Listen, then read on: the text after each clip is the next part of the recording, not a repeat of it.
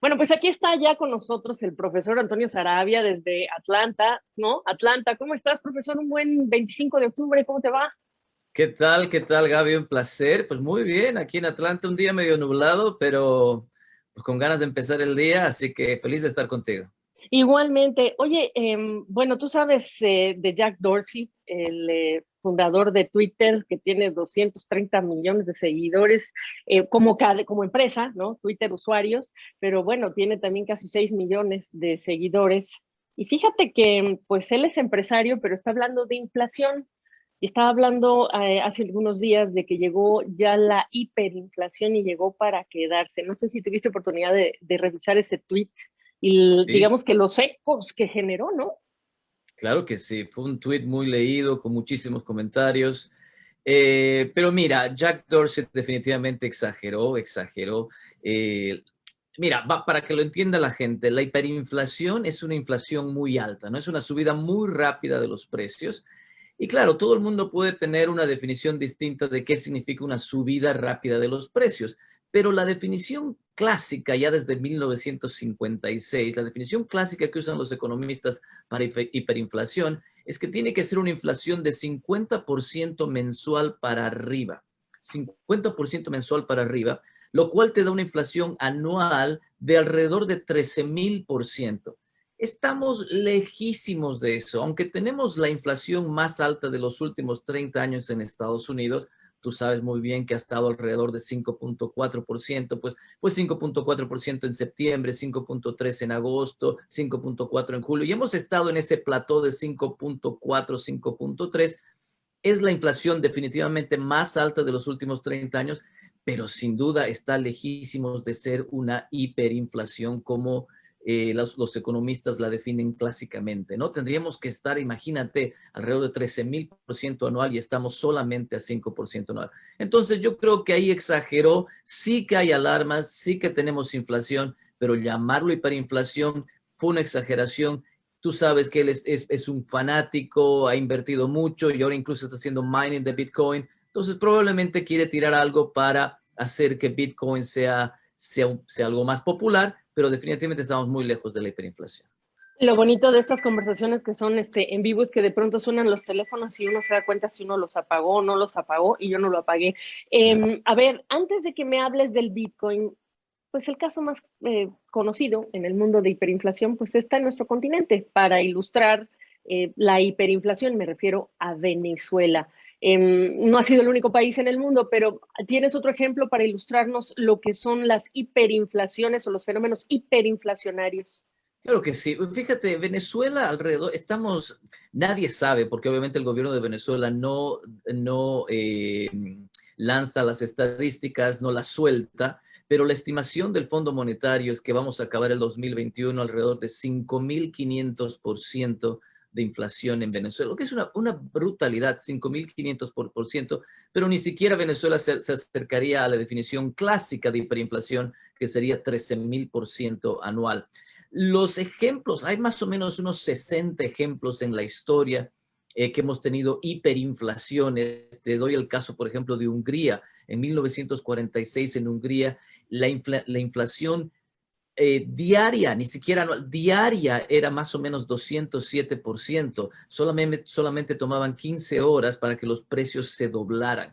Esa es una hiperinflación. En Hungría en 1946, obviamente todo el mundo se acuerda probablemente, bueno, los que tenemos alguna edad, de Zimbabue el 2008. Zimbabue el 2008 llegó a tener una hiperinflación diaria de casi 100%. Es decir, simplemente tomaba 24 horas para que los precios se doblaran.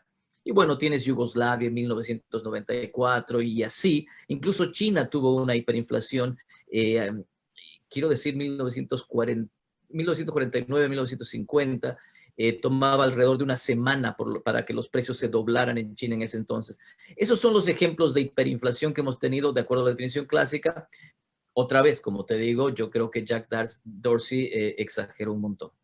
Ok, obviamente lo que estás diciendo en el fenómeno hiperinflacionario también es que empezamos a dejar de confiar que los precios van a bajar y entonces yo, empresa, los duplico o los ajusto al alza y los voy ajustando al alza porque me doy cuenta que pues no van a bajar y entonces genero esta desconfianza o contagio, digamos, con esta expectativa y se vuelve generalizado. ¿Es ese, digamos, la leña que atisba el fuego de la inflación, profesor? Claro que sí, exactamente eso. Cuando empiezas a tener una inflación alta, se te puede salir de control muy fácilmente, precisamente por las expectativas. La gente se empieza a proteger, como tú lo acabas de decir, y dice, bueno, subieron los precios ahora, eso indica que probablemente el próximo mes vuelvan a subir o la próxima semana vuelvan a subir, entonces yo me protejo y subo los precios antes de que eso pase para protegerme. Pero si todos hacemos eso, lo que estamos haciendo es lo que en inglés se llama el self-fulfilling prophecy, ¿no? Que vamos a lograr que la profecía que nosotros esperábamos, pues la vamos a hacer cumplir con nuestras acciones. Entonces, las expectativas te pueden sacar esto muy rápido de control y por eso estas hiperinflaciones, las que te he mencionado en la historia, no tardan mucho tiempo en desarrollarse porque otra vez la gente se empieza a proteger, empieza a moverse hacia el dólar, empieza a moverse hacia el oro, etcétera, y entonces se sale de control, ¿no? En Estados Unidos nos tenemos que preocupar, pues yo creo que sí es importante preocuparse, tenemos otra vez la inflación más alta de los últimos 30 años, y como decía Milton Friedman, la inflación es siempre y en todo lugar un fenómeno monetario, ¿no?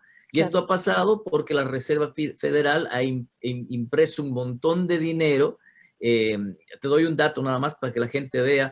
Entre más o menos diciembre del 2019 y agosto del 2021, te estoy hablando de un año y medio, la oferta monetaria se incrementó en alrededor de 35.7%. Estamos hablando de 5.5 trillones de dólares que la Fed lanzó al mercado. Uno dice, bueno, 35.7%, eso es alto, eso es bajo. Para que la gente se dé una idea, en un año normal, la oferta monetaria se incrementa entre 3 y 7%. Entonces, le metieron 35.7% de papelitos, que llamamos billetes. Entonces, obviamente, esto está generando mucha presión sobre los precios. Tenemos muchos dólares que están persiguiendo pocos bienes, ¿no? Entonces los precios suben. Además, el gobierno federal no ayudó porque, como tú sabes muy bien, el gobierno federal incrementó su gasto, llegando a gastar alrededor de 6.5 billones el 2020 solamente, eso es 30% del PIB. O sea, le metieron un montón de gasto por parte del gobierno federal. La Reserva Federal, a su vez, incrementó la oferta monetaria 35%. Entonces tienes la tormenta perfecta para generar una alta inflación y evidentemente tenemos la inflación más alta de los últimos 30 años. Yo creo que hay que preocuparse, yo creo que es tiempo del que la Reserva Federal empiece a aplicar los frenos, suba la tasa de interés, rebaje la oferta monetaria y también es tiempo de que el gobierno vea que todo este gasto, por todos los problemas de logística que tenemos, tú sabes que el supply chain, etcétera, pues todo este gasto se va a traducir, mucho de ese gasto se va a traducir en precios. Entonces el gobierno federal también tendría que retroceder y dejar ese gasto, pero bueno, ahora están aprobando el programa el Safety Net, la malla de seguridad, que van a ser unos 2 billones. Después tienes infraestructura, que van a ser otros Más 2 gasto. billones. Entonces, yo creo que hay que preocuparse, hay que empezarle a poner un freno. Estamos lejos de la hiperinflación, pero mientras más pronto nos preocupemos, mejor. El profesor Sarabia además está encapsulando el debate que se ha dado de, vamos, recibir o no a tiempo los productos en los anaqueles de las tiendas o los autos a tiempo, porque no hay ni siquiera autos disponibles si uno quiere comprar un auto, que describe este shock que ha habido en esa oferta, la cadena de suministro afectada, productores que no tienen semiconductores cerca, etcétera, y toda esa logística que incluye la escasez también de conductores en el Reino Unido, en Estados Unidos, en otros países. Ayer, el fin de semana, perdón, caracterizamos a El Salvador. Este es el lado de lo que muchos hablan una vez se normalice la cadena de suministro, pero el profesor Sarabia lo que está agregando es no. También hay que normalizar las condiciones monetarias de liquidez en los países, porque este es el otro factor. Y entonces, en los debates de los economistas, están pesando estos dos. ¿Cuánto es esto? Y cuánto, una vez que se normalice esa cadena de suministro, va a terminar como evidencia el otro lado, que es estos masivos apoyos, estímulos, alivios, pero también esta masiva inyección de liquidez que hay que retirar con mucho cuidado, porque le vienen desafíos a los países emergentes en América Latina, bueno, costos más altos de financiamiento, etcétera, por decirlo rápido. Profesor, no me voy a ir sin que me hables de esto que mencionabas al inicio. Jack Dorsey es uno de los grandes promotores de que la gente compre Bitcoin. Y en las últimas semanas hemos escuchado el respaldo, el espaldarazo que han dado otros como Paul Tudor, que también es un inversionista bastante conocido, multimillonario, que tiene el dinero, pues, con eso te lo digo, hablando de que el Bitcoin quizá más que el oro hoy día será un excelente medio para cubrirnos de la inflación. Entonces, ¿cuánto sospechas, si tuvieras que atribuir porcentajes, cuánto sospechas que lo que dijo Jack Dorsey es para que la gente se convenza que el Bitcoin es una excelente manera de protegerte contra la inflación? Ya me dirás si estás de acuerdo o no. ¿Y cuánto realmente es realidad? ¿Cuánto verdaderamente lo que dijo es realidad estructural, fenómeno que economistas están siguiendo como Dorsey? No, como te acabo de explicar, definitivamente la hiperinflación no es algo real, no es algo que estamos viviendo, estamos muy lejos de que Estados Unidos tengamos hiperinflación, tenemos inflación alta, pero estamos en 5.4%. Yo creo que esto fue parcialmente exageración y probablemente desconocimiento de la definición de hiperinflación, pero un gran porcentaje, no sé, probablemente un 70% haya sido marketing, ¿no? Y marketing destinado a decir, miren, no confíen en el dólar porque no se puede confiar en la Reserva Federal, porque imprimen demasiado, porque vamos a tener inflación, muévanse hacia un activo, una moneda cripto que mantiene la inflación baja porque, bueno, tiene un número finito de bitcoins, ¿no? Existe un número finito de bitcoins, no se pueden generar más. Entonces, probablemente haya sido mucho de eso, muévanse al bitcoin, muévanse a cripto. Pero fíjate, es interesante, hay una nueva, hace una semana salió una nueva encuesta de Político, Morning Consult, y 62% de la población en Estados Unidos, por lo menos de la encuestada, 62% echaba la culpa a las políticas de la administración de Biden por la inflación que estamos viviendo.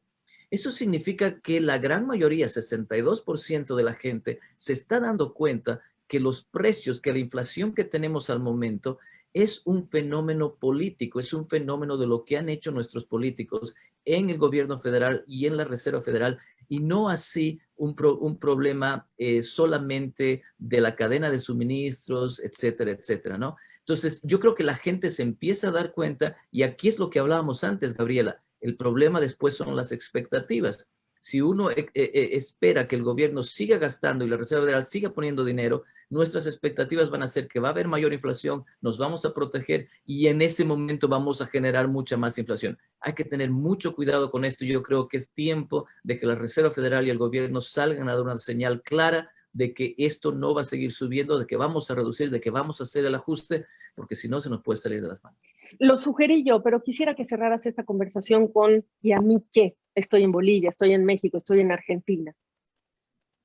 Bueno, fíjate, si nosotros tenemos inflación en Estados Unidos, en algún momento, en algún nivel en que la gente empiece a desconfiar del dólar, empiece a desconfiar de la economía, pues lo que vamos a ver en Estados Unidos es que va a haber un retroceso de la inversión. El gran problema de la inflación, Gabriela, es que genera incertidumbre. Cuando tú tienes incertidumbre, pues no quieres comprar una casa, pues no quieres comprar nada, pues no quieres invertir, no quieres poner el negocio porque no sabes dónde van a estar los precios mañana.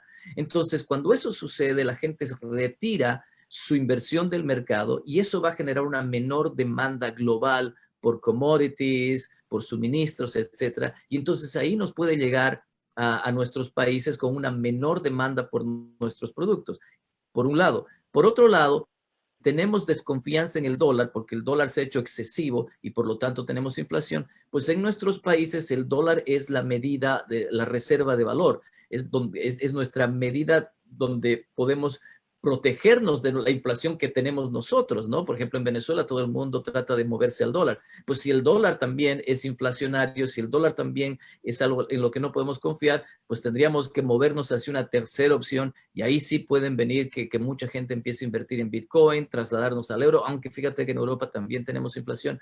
Es un problema global y bueno, ahí tendremos que ver cómo protegemos nuestros activos en nuestros países, ¿no?